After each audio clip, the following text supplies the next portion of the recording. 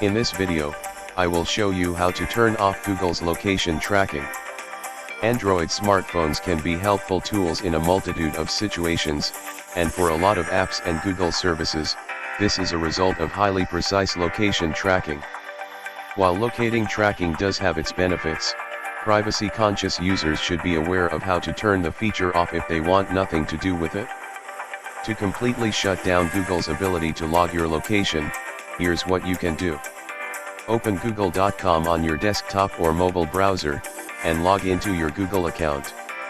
Click your user icon in the top right corner and select Manage your Google account.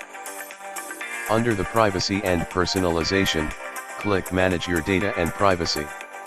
Under the Things you've done and places you've been, click Location History inside the History settings box. This opens activity controls. Beneath Location History, click the button on the right that reads Turn Off.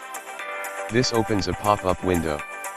Scroll to the bottom of this window and click Pause. That's it.